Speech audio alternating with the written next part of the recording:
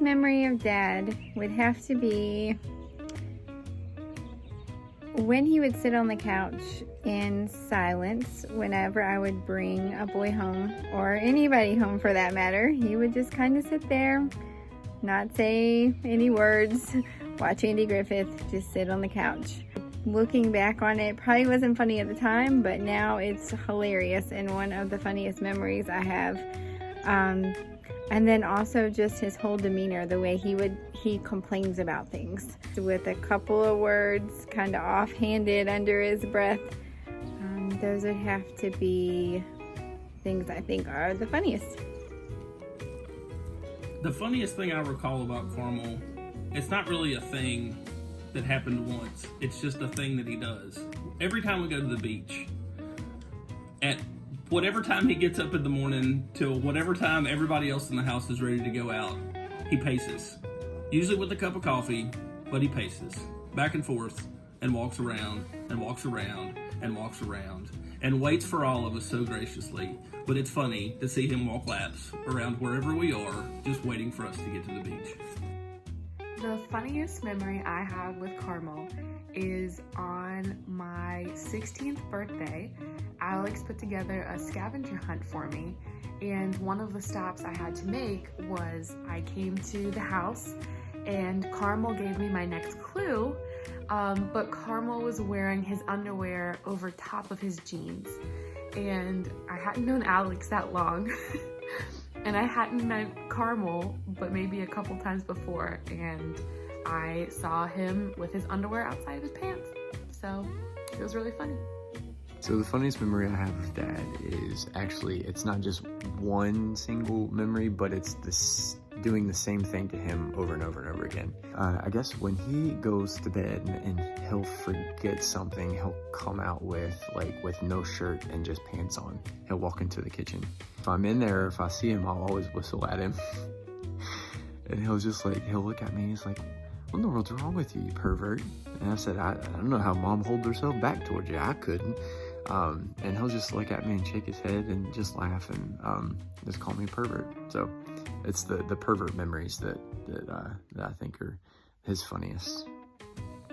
So one of my favorite hilarious memories of Carmel is when we went out to breakfast with him, and afterwards it was pouring down rain, just like sheets of rain, and Mimi ran out to the car and she has a jacket over her head and she was screaming, "Ah, ah, ah," and she jumps into the car, and then here comes Pawpaw. He's walking out. He's just like, "Yeah, just go into the car." Gets in, I mean, just drenched, and he just gets in like he's just totally cool. Well, we get into our car, the kids and I, and the kids are like, "Mimi was so funny. She was like, ah, ah, ah, it's raining." And then Pawpaw was like, because he's just so cool. So literally every time it rains and we're running to the car, they always talk about Pawpaw when we get in the car and say, "Remember when Pawpaw was like, walking to the car?" Because Pawpaw's just so cool. The first thing is how he cracks himself up whenever he makes a joke. And just laughs and laughs and laughs at his own joke. I think that's hilarious, and I think I may have inherited that trait as well. Because I just laughed and made a joke. There's a bunch, but I think one of the things that sticks out to me the most is the story about the pickle. Out the window. Yeah, I think that's one of the funniest things I heard about him. The end. I would say my favorite thing about Carmel is how welcoming he is and how he makes everybody feel comfortable, whether it is a dad joke or calling Alex a pervert. Everyone can laugh and just feel at home, and I was always hoping to have such great in-laws, and I really am blessed because I have an amazing father-in-law, and I'm very thankful for you, Carmel. So my favorite thing about Dad is how hard of a worker that dad is. You know, you talk about his job and stuff. He was a hard worker, and even in a job that he, you know, didn't specifically like all that much, especially at the end. But he still continued to work hard, and that was, I think, a calling that he felt, you know, God gave to him. But also, it's just, you know, it's who dad is. It's who Paul taught him to be, and that's just who he's always been. And I admire that, because you get people who are just kind of in it for themselves.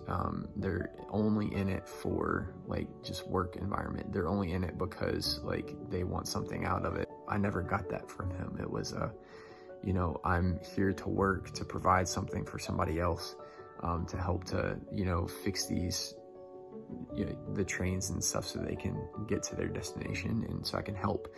And, you know, he didn't like a lot of the people that he worked with sometimes, but he still did it because he's just a hard worker. So that's my favorite thing at this time. So ask me, you know, in a month or two and it may change, but I'm very appreciative of that for right now. What I love most about my dad is that he's always there. No matter what it is, no matter if it's me getting in trouble, sneaking out as a teenager, he's there to get me. If it's needing a car fixed, he's there. If it's needing advice, he's there. If it's me in labor, he's there with me while I'm in labor. No matter what it is, he's always there, and that is what I love about him. My favorite thing about Carmel is how good he is at being Paw C. The girls light up every time they're around him, and he lights up every time he's around the girls. I don't know what we do without him. Love you.